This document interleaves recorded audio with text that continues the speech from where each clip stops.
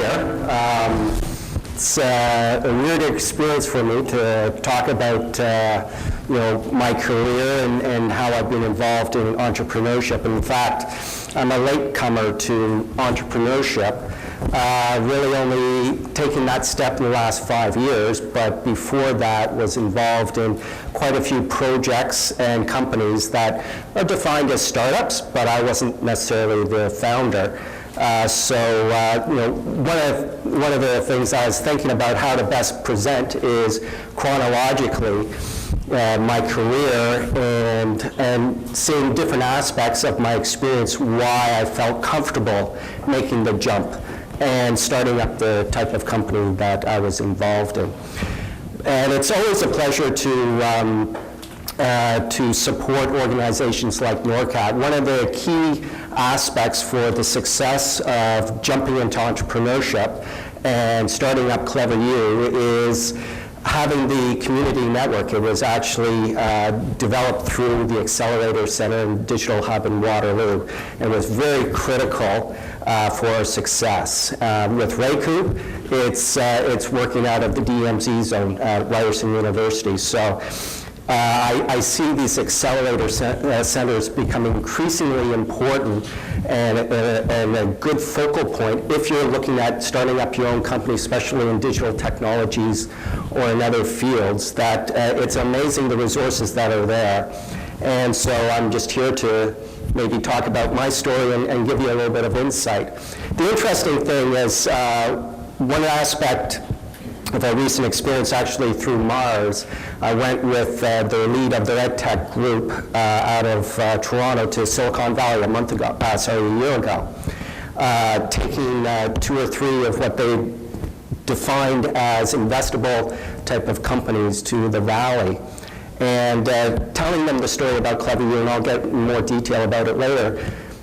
Probably one of the interesting parts about that is they were a little bit baffled how a company out of Waterloo could work with such titans such as Renren, China Telecom, China Unicom, and penetrate the Chinese market. They just were baffled for a company out of Waterloo. So if you're thinking, you're here in Sudbury, can you create a world-class, very competitive company that can work with the titans of the world? Yes, I truly believe it's possible.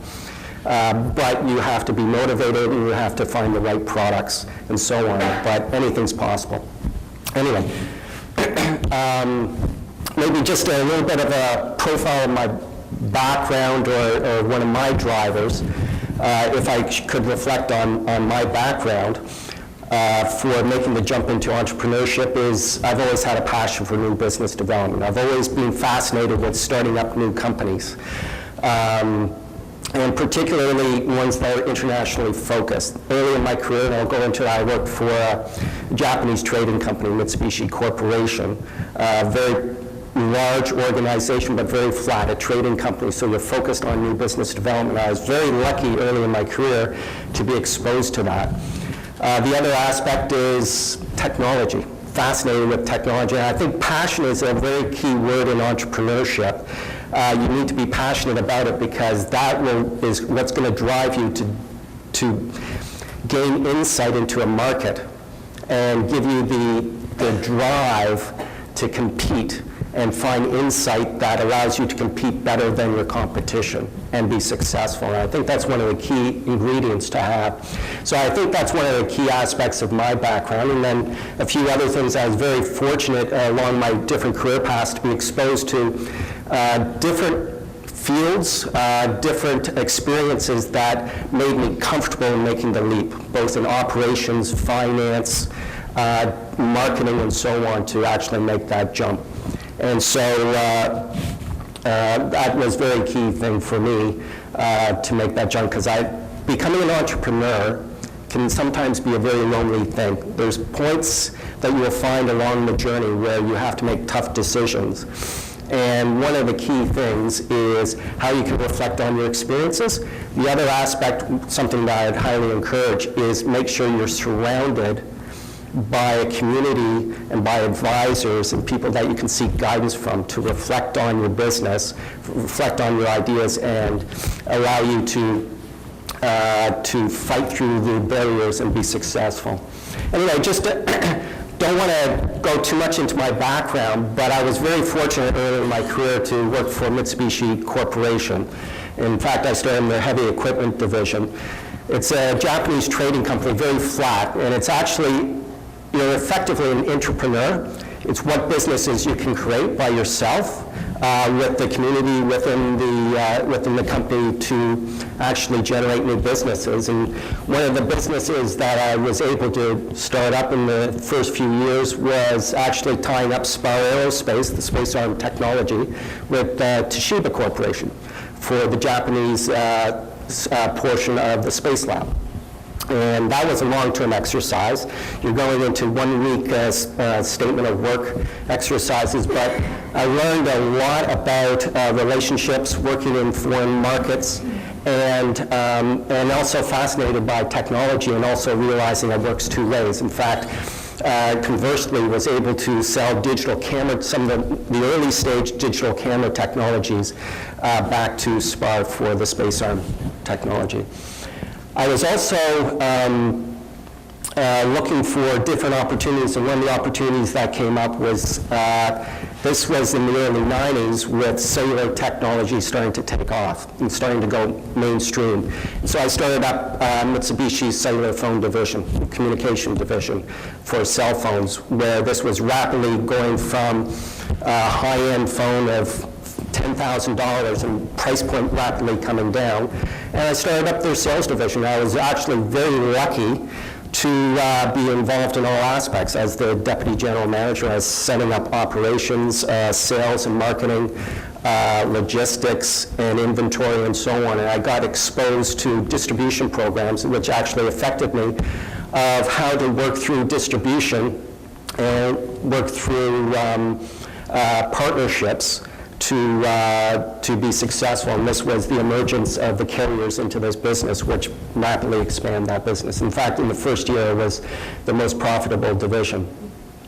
And the other thing that I realized, it was basically from 92 to 96, it was one of those things where it rapidly expanded, and then it's where there's a lot of players in it, and then just as rapidly collapsed down to 3 main players, in which case I basically, after 5 years, had to close it down, which is an interesting experience, something that you've created, that you have to close it down just because of the competition. But one of the things you learn, and being involved in the technology field, is that you realize there's a lifetime to a technology and to a business. And if you're not catching the next wave, if you're not looking for those new opportunities, you will typically get sideswiped. In this particular case, I actually found an opportunity based upon that experience to sell handsets to Nortel back in that time, where they were developing their own Canadian technology, CD2 technology, for their wireless PBXs, which turned into a nice business that turned into in excess of $10 million business. Anyway, for the first 8 years of my career, I was exposed to many different businesses and technology, and I was also exposed to many different business models. As in the ISS department, I was actually being approached on a daily basis from many different businesses wanting to work with Mitsubishi, and I was very fortunate to be able to be exposed to many different business models, and actually drove my interest for understanding different business models and understanding how they work. And one of the points I would make in becoming an entrepreneur, especially in technology, that technology is important, but just as important is around innovation of the business model and understanding how you're going to go to market and how you're going to make money. And in technology world, that's not necessarily always the case. There's a lot of companies that are very successful with free apps, but they're struggling with finding a revenue model around that. Anyway, one of the businesses, customers that I was working with, at that time was a company that was very promising with new technology, advanced lithium-ion battery, that I felt had a great potential. And I was working with them to tie them up with Japanese partners, Toshiba, Sanyo. And based upon those relationships, they were actually able to go out and raise $10 million based upon the potential of the business. It's a company called Electrofuel, in fact, named Electrovia now. And after raising the $10 million, they actually made an offer I couldn't refuse, and I joined as their VP of Sales and Marketing. And very much could be defined as a startup because they didn't have any manufacturing. They had prototypes, they had a technology, but they didn't have customers. And how do you make that leap? And I wasn't the entrepreneur, but very much involved in that. One of the things that I recognized, and something to reflect on being an entrepreneur, is you need to be very close to the customer, and probably the number one thing that will differentiate you as an entrepreneur is your insight into your market and into your customers, and it's very important to be very tight with that. In fact, at Electrofuel, for the first 2 years, it was primarily just 3 individuals, 3 executives that were part of this team. And we're focused on how we could license it, but we got into the problem of the chicken and egg situation. If you can't demonstrate the technology, if you can't demonstrate the manufacturability, how can you sell it? And we were struggling with getting a licensing agreement. So in parallel, we were developing relationships with OEMs, trying to pull through the demand. In fact, one of our key advisors at that time was Arif Maskati, a good friend of mine. He's just retired actually as the Chief Technology Officer for Acer. He was instrumental in them growing from small little company to a $30 billion company.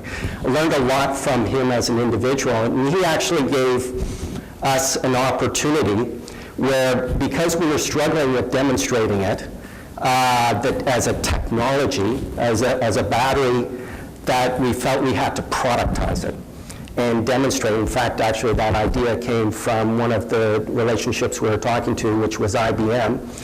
And we built a flat battery. It's basically the footprint of a notebook computer, and he gave us an opportunity to showcase it at the Taipei computer show. And so I went over to the Taipei show. Arif was there, and he let me, for the start of the show, put the battery underneath it and was running one of the computers. And people were coming by after an hour, after 2 hours, and saying, "What is this?" They're actually more interested in the battery than they were in the notebook computer. And in fact, I ran the battery, the computer, for the entire show for 11 hours. And we were actually building models that were generating 21 hours of runtime. And based upon that, I phoned up the CEO and I said, "Wow, this is fantastic experience." In fact, Acer told me after the first day, "You know what, I don't want you doing that because people are more interested in the battery than in the notebook computer." And phoned up the CEO and said, "You know what, maybe we're ready to showcase this. Let's get some more feedback." And a month and a half later was the PC Expo show in New York. We got some space in there late in the show, so we had really terrible space. And we set up, very minimalist exposure, and we're showcasing it to people. And at that time, mobile was starting to break out, and battery technology is one of the limiting factor. And we got actually some fantastic feedback at that show. And actually, one of the experiences was I was talking to some executives from Compact Computers that I've been talking to, and in walks an individual, dark suit, with 2 people following him with dark suits as well, with dark glasses. You think they're from the CIA or something like that. And I said, "Well, maybe I'll go talk to this guy." So I started talking to him, and he says, "Well, I'm really interested in what you have here. This is fascinating." I said, "Oh, okay, well, I'm David Murdoch, and who are you?" Oh, he gave me his business card as Michael Dell. And he says, I'm very interested in your technology because the breakout of Dell computers, how we differentiate ourselves, is I was walking through the labs at Sony, and they pointed out a new lithium-ion battery, and I was the first one to adopt it. And that's what allowed me to break into the enterprise market. And therefore, I'm very interested in this, and actually next week sent his Senior Vice President of Purchasing and the team over to come over to the facility and so on. Anyway, it's amazing. It's a little bit of the nugget of that message is put yourself in play. Sometimes you have to go with gut feelings. Always look for feedback, and you'd be surprised what might happen in your experiences. Anyway, and it's actually based upon that relationship with Dell and also with the other, like with Compact. We were actually able to get enough visibility on the market that we actually raised additional capital, another $50 million, and actually within 6 months after that IPO'd. In fact, defined as the largest valuation of an R&D company at that time, in excess of $300 million based upon that. And you know what? You'd be surprised what can happen. So from 0 to 300 million very fast. Anyway, and I think one of the things that I learned from that is, you know what, reach for the stars, you'd be surprised what happens. And you know what, if you keep hammering away at it, and you get yourself surrounded by the right people, you can actually do some very incredible things, and incredible things from Canada. Anyway, we IPO'd, and to be honest, if you've ever talked to somebody who's gone through that process, it's a very grueling process.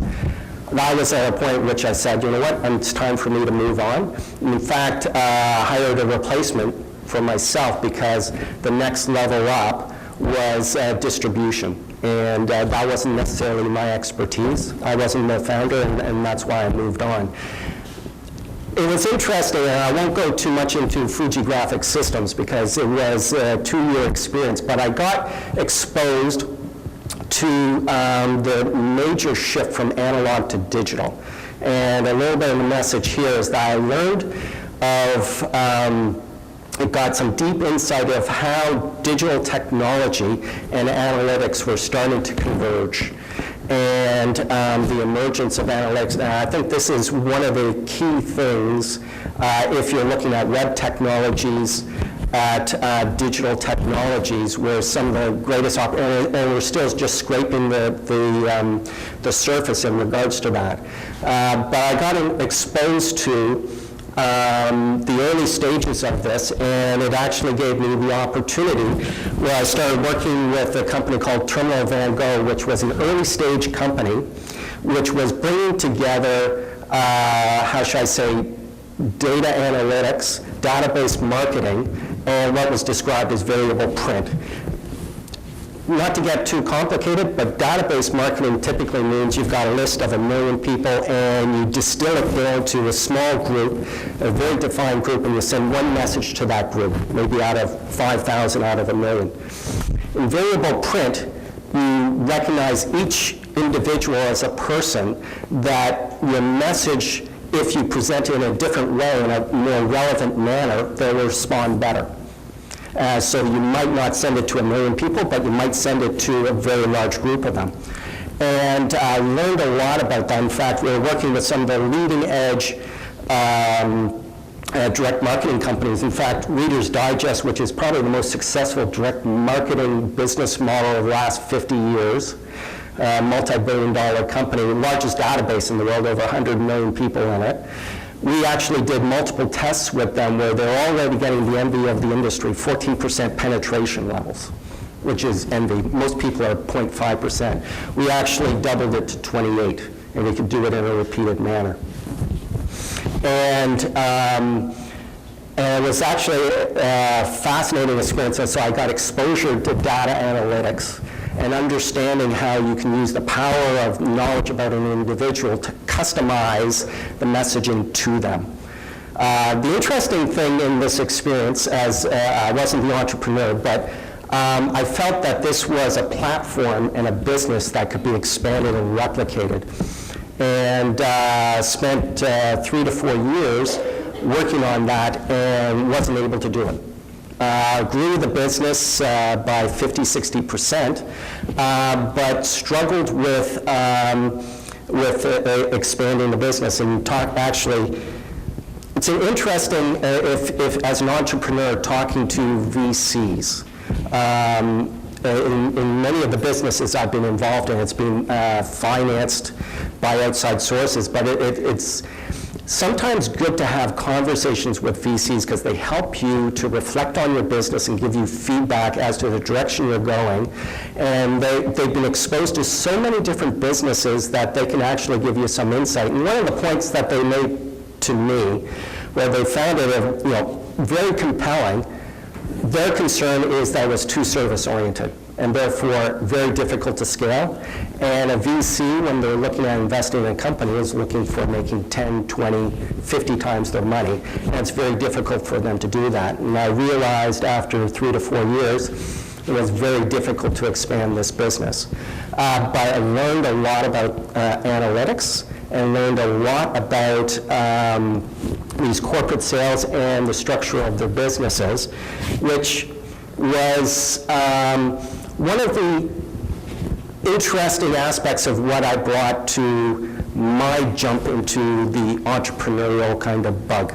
So, which was about 5 years ago. In fact, started up a company, Clever U Corporation, with a partner, Dana Fox, who I worked with at Fuji Graphic Systems, who went in another direction in Waterloo with a small startup that was at $20,000 of sales and grew it to over $1 million in 2 years.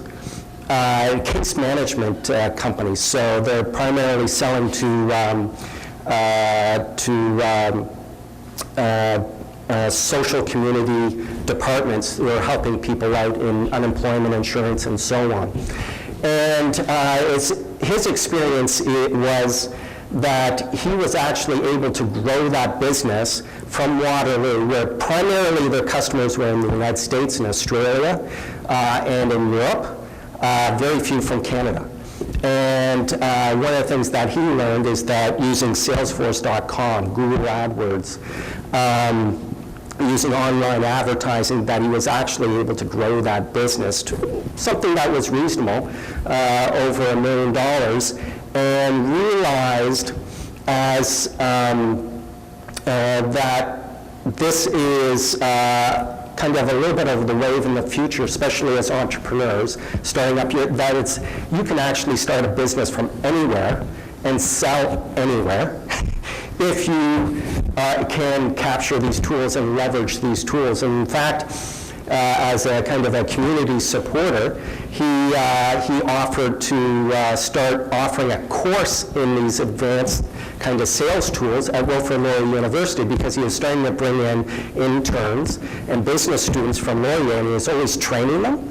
And he thought, you know what, everybody should be exposed to these technologies. So he actually started teaching this. And he was talking to Max Blau after the first term, and Max said, you know what, doesn't matter whether you're in music studies, biology, or whatever, there's probably going to be a point in time in everybody's career where you're going to want to start a company. You're going to think, how am I going to do it? How am I going to find customers? And understand how these tools are used. I think it's very important, at least having a knowledge of them. And that was the germination for Clever U. How can you teach a larger class? In fact, Max Blau was saying, you know what, every student who graduates from Laurier, 15,000 students, should take this course. There's no way you can teach a class of 15,000. That was the germination of Clever U.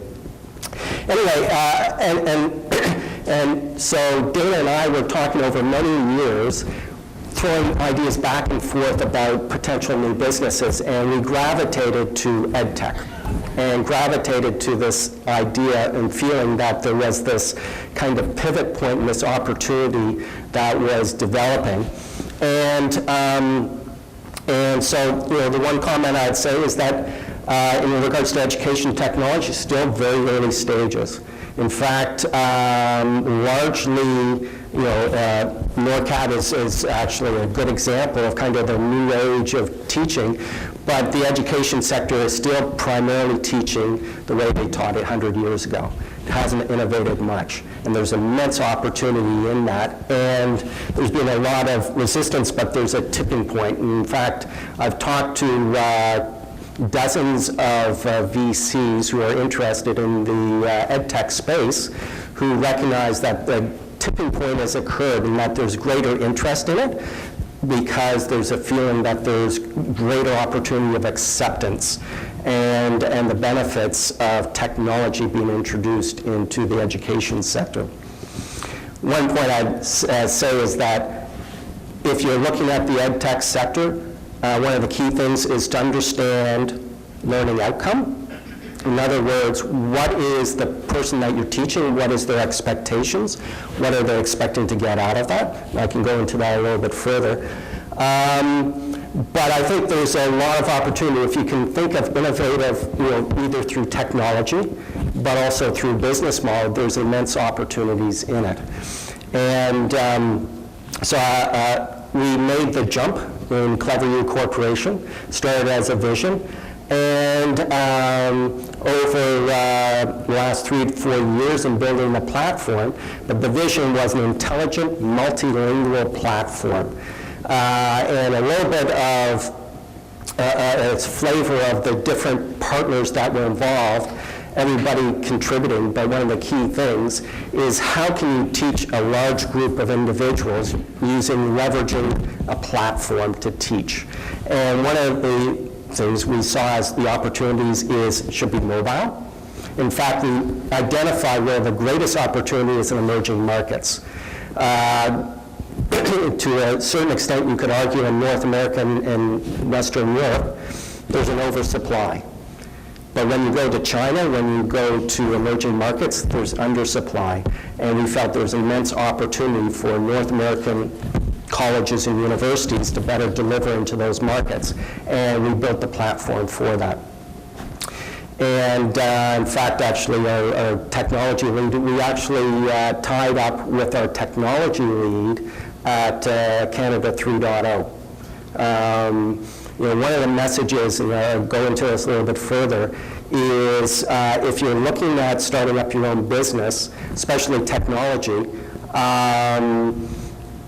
if you can be exposed to these conferences, you'd be surprised what you'll come across. In fact, one of the things that I'm increasingly finding is that whatever you might think of as a business, somebody's probably already built something for it, and their weakness is their business model.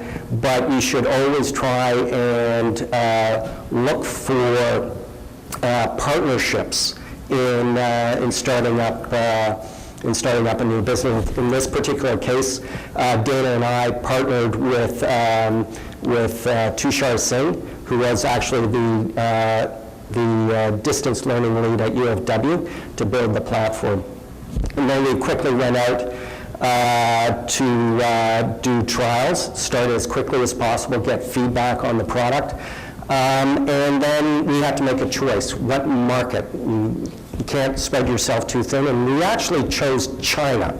And it's actually an interesting point and a controversial point because it's maybe defined as one of the most difficult markets to get into, most protected. Why would you go there? And part of the answer is actually for that very reason, because the alternatives, there was no alternatives. For example, there's a company called Coursera who is delivering very large online courses for free. They're not available in China because their video, the availability of their website can't go through the firewalls into China. The other aspect is China is a unique market in its credible adoption of internet technologies, mobile technologies, and a major shift to video consumption. In fact, the average consumer in China for video content on a daily basis is in the 4 to 5 hour range off the internet. It's incredible.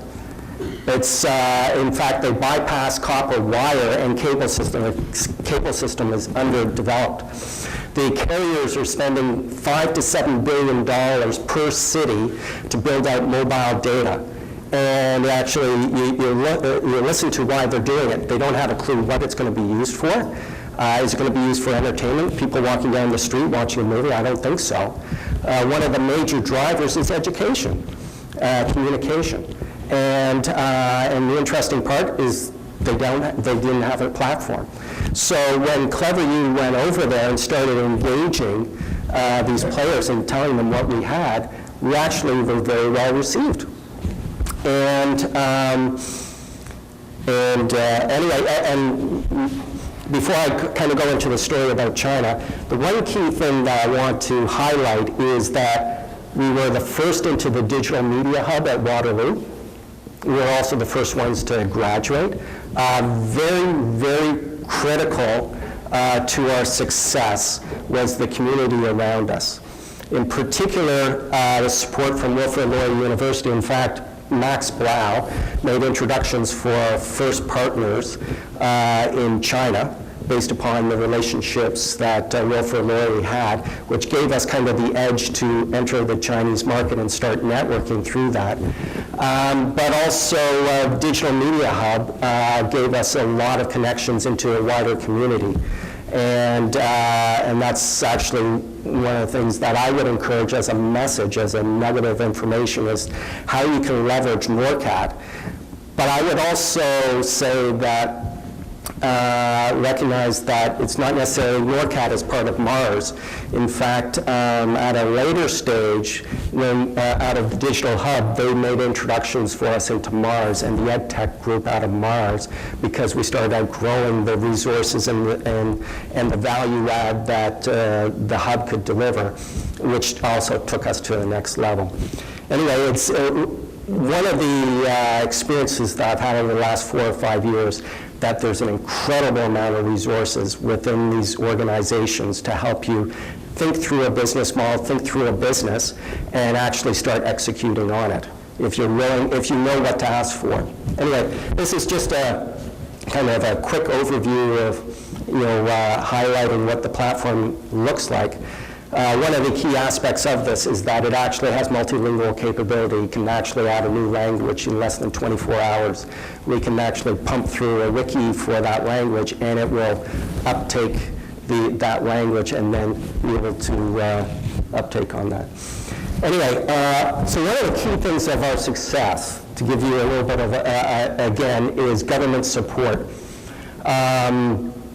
And of course, one of the things that I encourage is how to take advantage of government programs. There's quite a few. In fact, talking to entrepreneurs in other countries and comparisons, Canada is probably the most advanced in the world, if you believe it or not, in regards to supporting entrepreneurs and support programs. In our particular case, we actually, in the first 3 years, were able to take advantage of over $1 million worth of government support programs. So that's one of the things to be important about. Advisory and guidance, I think this is one of the important messages that I should send out to anybody starting up a new business, is making sure you're surrounded by people that are knowledgeable within your space. Typically, if you talk to a VC, one of the key messages, if you want to attract their money, is they want to believe that you are the smartest person in that field. They want to know that you know it better than anybody else. And so one of the key things is, in your field, be surrounded by smart people in that field that can give you advice. And we were very lucky at CleverU to have that support. In fact, actually, Waterloo offered that. One of our advisors was Arif Mascatia that I was able to bring in. But also Don Morrison. Don Morrison was a great support to us over the last year and a half. If you know Don Morrison was the COO for RIM from I think 2000 to about 2011. He helped to grow RIM from $70 million in sales to $21 billion in sales. Very accomplished tech executive, and very interested in education, and he was an immense help to us. Anyway, actually Dana has a term for the digital media zone. He calls it the Disneyland for entrepreneurs. And you know what, it's true. It's one of those places where you're excited to go to because you don't know what's going to happen that day. One of the exciting things, and actually one regret I had was moving out of it, but it's amazing that it's a digital hub, and the DMZ as well, are lightning rod for visits by incredible groups. You'd be surprised who walks through there. You know, one day there's a representative from India. Another day, you know, VCs from Silicon Valley. I highly encourage to leverage NORCAT, but also its network with Mars and that expertise. And the other thing, one of the key ingredients for our success in entering the Chinese market was the help of the Trade Commission and EDC. And I can't underestimate the benefits that these organizations deliver to us. When you're going into a market like China, it's a very lonely place. You know, you've got to make your point very quickly. You don't speak their language. But it's interesting when you go into places like China, Brazil, India, the bilateral government relationships actually can really open doors for you. You'd be surprised.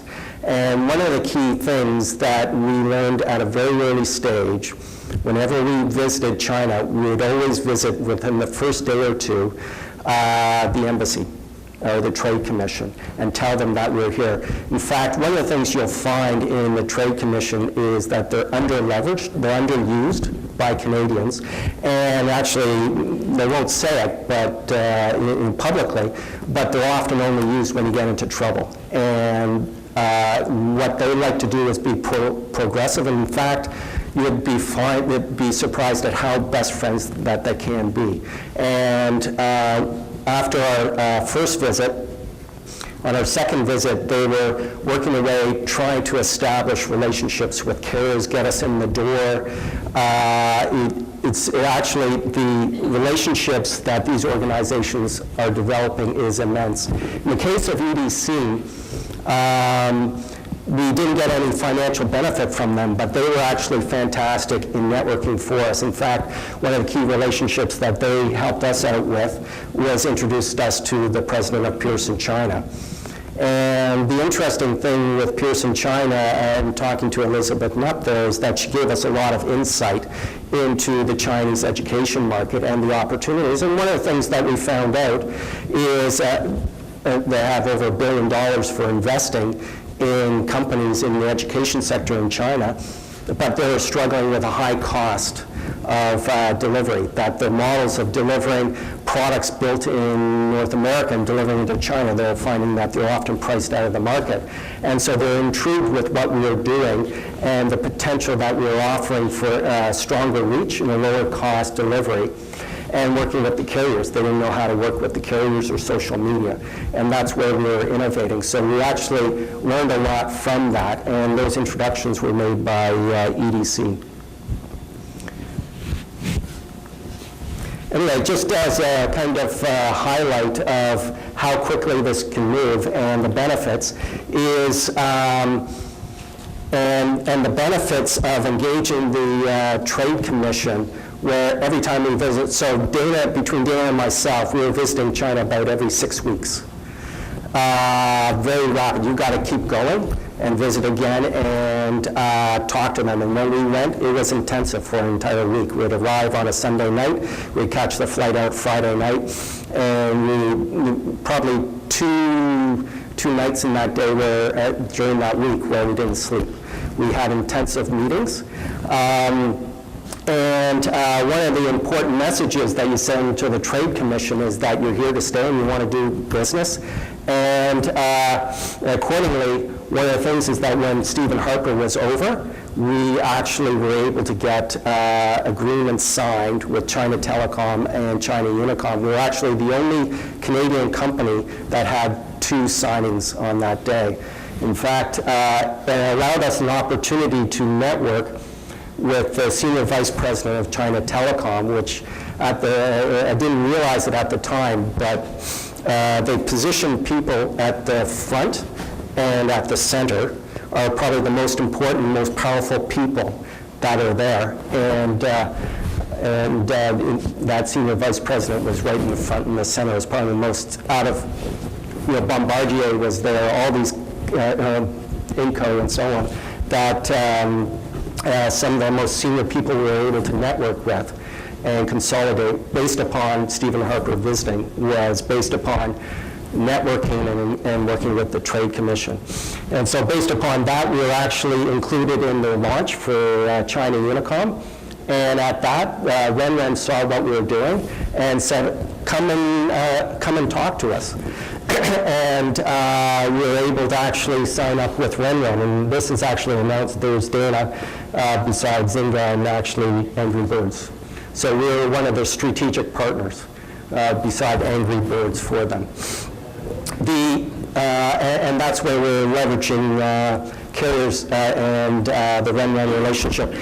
Renren isn't the largest player there. They only have about 180 million users. By China, that's not really big players. It was actually interesting at this event, as Dana got off the stage, he was being approached by Tencent, which is about 500,000 users, and by Sina Weibo, which has another 500,000 users, for us to work with them as the education platform for delivering education. And so a little bit of the message there is you'd be surprised what a small little company and entrepreneurs out of Waterloo can do in a market like China if you believe and you have the tenacity and you do the networking and you work hard. You'd be surprised good things happen. So just as a little bit of kind of overview of Clever U. So we've raised about $2 million in equity. One of the key programs from our success of raising that was the FedDev program, and I'm not too sure if that's available here, but that was key for us, and we actually got $1 million out of that. And based upon that, we actually have a very strong management team. One of the, our COO, Dean Pacey, is a former global vice president for RIM. And again, strong government and community support for our success. And one of the things that we recognize is that it's also about technology. And in fact, we did an acquisition of a company called New Mindsets, which actually has given us an opportunity for entering the Canadian market and North American market. In fact, our platform is now being used at Schulich by 1,200 students for in their MBA and their first year university students for our platform. And that was through the acquisition of New Mindsets. Anyway, I've been working on this for about 4 to 5 years and going to Waterloo and going to China every 6 weeks. And to be honest, we've hit the point at which we actually created the pipeline that we envisioned into emerging markets. We delivered on that, and now actually we're focused on content. And that's where we're expanding the team on that. I don't know if I want to go too much into this, but I just thought I'd give a little bit of a reflection point as an entrepreneur. In the last 6 months, this is a company that I've been working with in the tutor marketplace, where actually started up by a very smart individual. Actually was ranked 3 years ago as the top 10, one of the top 10 entrepreneurs under 20 in the world, Donnie Oyoung, and started up Reiku Corporation. And interesting enough, he was focused on the vision of a tutor marketplace using a proprietary whiteboard that he actually developed himself. Raised about $385,000, and and I was asked to come in and help him out, basically when he had about a month and a half of cash left. And in fact, actually, I love this space. I think the tutor market is one of the spaces that has very high impact and high potential. Just the math tutor market in North America is a $3.5 billion market. Very kind of a segment. Overall tutor market is about a $16 billion market, growing at 16% a year. And primarily not online. One of the things I learned in China, very much online. So I feel there's immense opportunities. The challenge for Reiku Corporation is that they're trying to create a marketplace. And one of the challenges and one of the reflection points, that's why it's important to have a good business plan, but also to understand as an entrepreneur what you can achieve in your background and your skill sets for executing on. He struggled. One of the things you should understand is that it typically takes twice as long to start a business and costs you twice as much. And you need to plan for that. And in this particular case, he was running out of cash. And so one of the points of advice I gave him is that, you know what, I think you're going after the right space. I think you need to step back and execute a plan that you can do within your resources. And actually has done a pivot where you can actually execute on a plan where before you had a significant burn, where his burn is almost down to zero. But can still execute, and is now focused on where his expertise is, which is customer acquisition and working on good price points where we're actually identifying that our cost of acquisition is approximately $150 to $200 for a $1,000 sale, which is actually very attractive, and then building on the viral capability of that.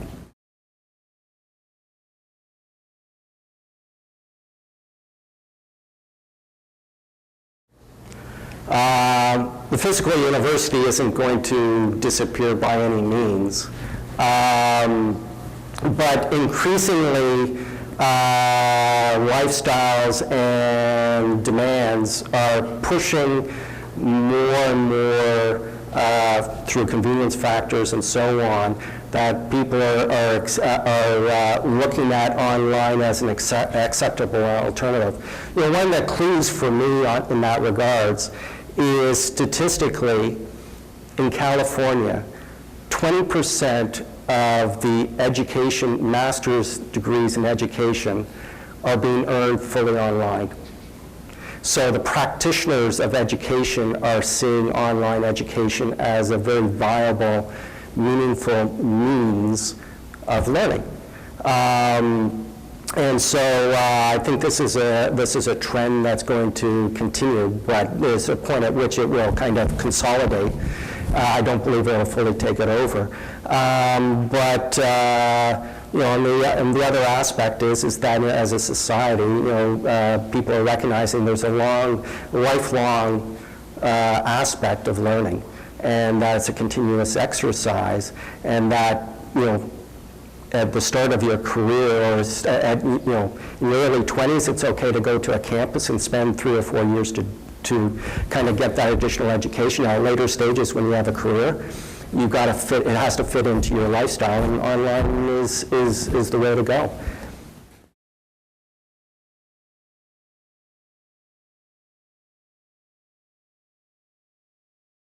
It's actually interesting that. If you talk to knowledge experts in the education field, that they'll tell you that 80% of students actually learn from unofficial sources.